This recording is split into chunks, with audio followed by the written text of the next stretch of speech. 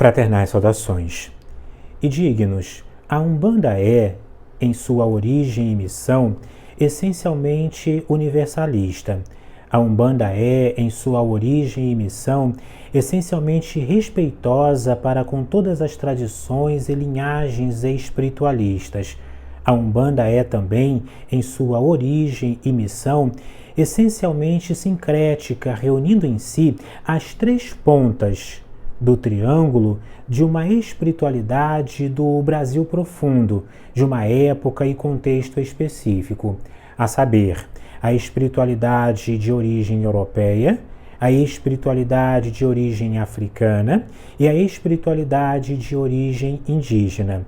Entretanto, em nossos dias, não raras vezes, tem se levantada a polêmica da discussão acerca da linha matriz e diretiva da Umbanda original, acusando-se por vezes figuras como Zélio Fernandino de Moraes e outras tradições de apropriação indébita. Entretanto, na contramão desta mesma discussão, vamos agora pontuar do início até o final deste nosso vídeo 7 pontos que concordam que, de fato, muito embora a Umbanda seja sincrética e agregue e abrace elementos de origem negra africana e também indígena, que ela é predominantemente e organizacionalmente branca europeia. E vamos, sem maiores rodeios, a estes 7 pontos para os quais lhe convido a reflexão. Ponto número 1, que vai inclusive diferenciar esses 7 pontos a Umbanda moderna da Umbanda antiga.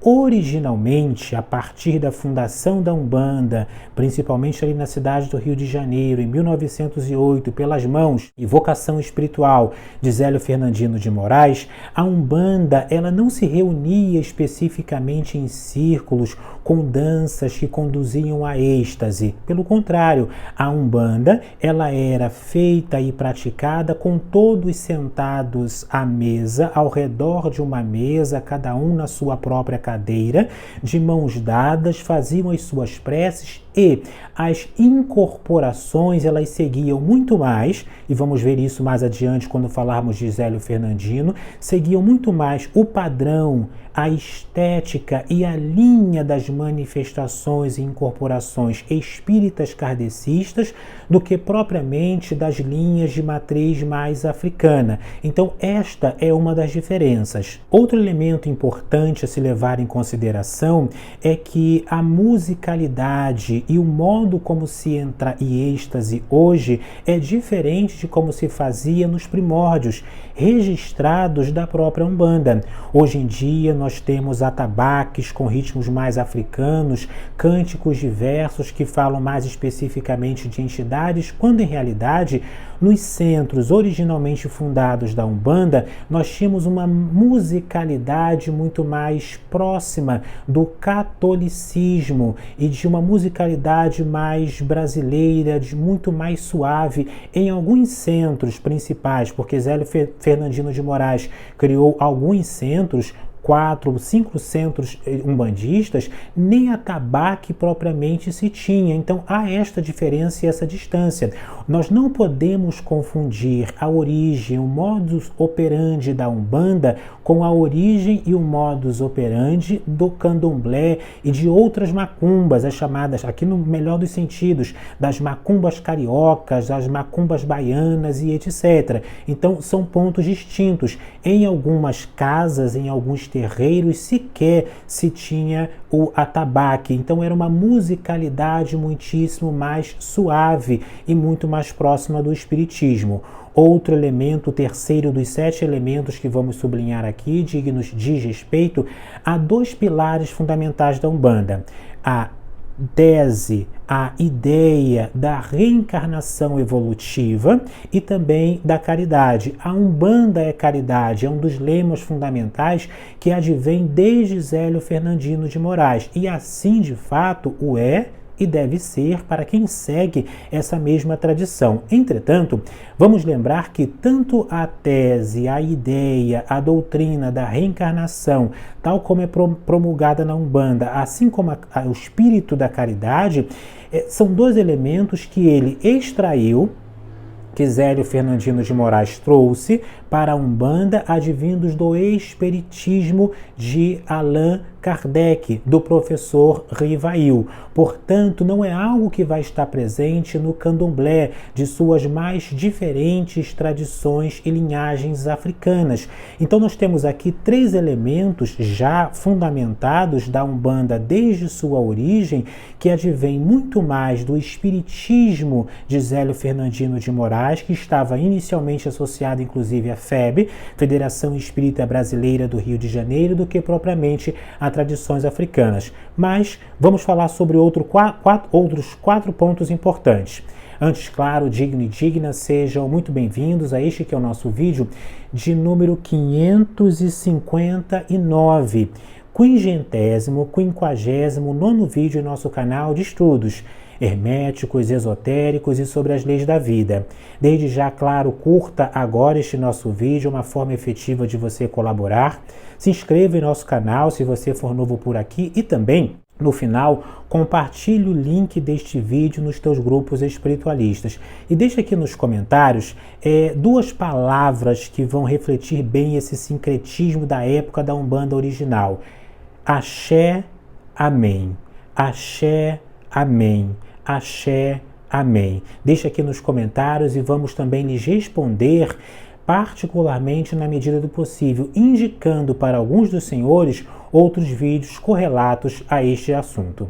E dentro deste assunto é importante levarmos em consideração que a Umbanda vai possuir um fundador, que a inicia dentro de um contexto específico, mais propriamente no ano de 1908, quando ele, por orientação de seu guia espiritual, o caboclo Sete Encruzilhadas, dá início à tenda espírita Nossa Senhora da Piedade, ali no estado da Guanabara, no antigo Rio de Janeiro, mais próximo de São Gonçalo.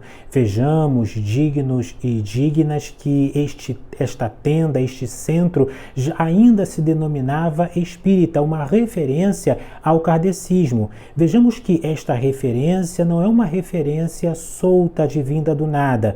O próprio Zélio Fernandino de Moraes, ele advém da FEB, Federação Espírita Brasileira, de Centros Kardecistas Espíritas, que é uma doutrina criada por Allan Kardec. Já estudamos isto em outros vídeos, desde a segunda metade do século XIX, e quando Zélio Fernandino de Moraes manifesta numa mesa branca, kardecista, espíritos advindos de tradição africana, os pretos velhos, a ascendência africana, ou os caboclos, que são de ascendência indígena, estes recomendavam a ele que o seguinte: olha, você não pode manifestar essas entidades aqui porque são espíritos, entre aspas, atrasados. Assim consideravam os espíritas kardecistas da época. Então, o guia de Zélio Fernandino de Moraes o indica para que ele crie um centro espírita, no caso, o primeiro, Nossa Senhora da Piedade, para que a partir dali ele possa trabalhar também com estas mesmas entidades. Entretanto, Zélio Fernandino de Moraes é instruído, inclusive, a não só replicar as doutrinas fundamentais do espiritismo kardecista, como também a começar a incluir outros elementos. Então, os cânticos, a musicalidade, a especificidade nas roupas e bem como alguns elementos da linguagem africana e indígena começaram a ser incorporados. Entretanto, em sua origem, em sua história, em sua missão, está indelevelmente o DNA do espiritismo kardecista. E vejamos que mais do que isso, é um outro, aqui é o sétimo elemento que podemos incluir dentro desta nossa reflexão.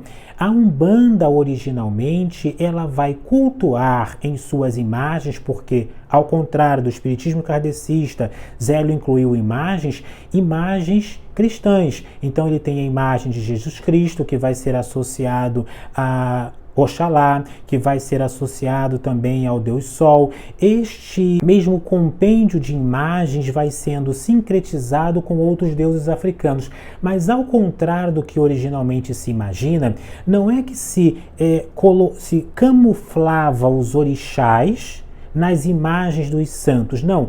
Em primeiro lugar veio a ideia dos santos católicos para depois se associar entidades, se associar orixás ou mesmo deuses a estas mesmas imagens. É o papel e a visão inversa do que ocorreu em outras, entre aspas, macumbas, em candomblés, em outras linhagens que também ali percorriam a periferia do próprio Rio de Janeiro, da Bahia, de São Paulo e outros lugares historicamente falando. Então, de fato, o culto a Jesus é um culto a Jesus que depois foi sendo associado a Oxalá e etc. Então houve esse papel inverso. Nesse sentido, a Umbanda vai como que na contramão do próprio Candomblé. Entretanto, originalmente havia essa influência. Tanto é assim que os cânticos, os nomes dos centros e também toda a musicalidade era envolta por esta espiritualidade de natureza mais católica e espírita. Outro ponto importante, digno e digna, é que, de fato, ali nos centros fundados por Zélio Fernandino de Moraes, porque ele primeiro funda um centro, depois deixa para sua filha e ele vai criando outros centros ali pelo Rio de Janeiro e em outros lugares, centros de Umbanda, e por sua vez isso vai se espalhando e vai se criando aí centros pelo Brasil afora, chegando a ter aí alguns milhões de adeptos segundo o último censo do IBGE, Instituto Brasileiro de Geografia e Estatística. Esta inclusão de entidades mais relacionadas aos Exus, pombagiras e etc. é algo um tanto quanto mais recente, que foi se desenvolvendo e se incluindo com o passar do tempo. Originalmente, a Umbanda de Zélio Fernandino de Moraes tinha majoritariamente como guias espirituais caboclos, que é a ascendência espiritual indígena, e pretos velhos, e pretas velhas, que é e representam a ascendência espiritual africana. E por fim, uma característica que sublinho nesta nossa reflexão, e depois voltaremos sobre outros ângulos e pontos dentro desta mesma temática, digna e digna, é a própria utilização do branco. Vejamos que os espíritas já também nesta época utilizavam majoritariamente ou prioritariamente a cor branca para frequentar as suas reuniões. Isto também veio pelas mãos de Zélio para a Umbanda, daí a utilização do branco. Entretanto, não eram essas roupas um tanto quanto mais multicoloridas, trabalhadas, que foram inspiradas em grande parte também no Candomblé, que particularmente acho de uma estética muitíssimo bonita, mas que há na modernidade alguns exageros em linhas não tão tradicionais assim. Então toda essa mecânica de trabalhar com entidades outras, de trabalhar com outras roupas e etc., são elementos que foram sendo acrescidos de acordo com o avançar do tempo, mas que não estavam originalmente na Umbanda. A Umbanda, originalmente, ela tem sim essa influência tríplice, africana, europeia, indígena. Entretanto, esta mesma influência tem como linha matriz, como linha central e guia na Umbanda original a visão espírita católica de Zélio Fernandino de Moraes. Se você assistiu até o final, deixa aqui nos comentários. Paz profunda. Voltaremos sim a este e a outros temas semelhantes futuramente.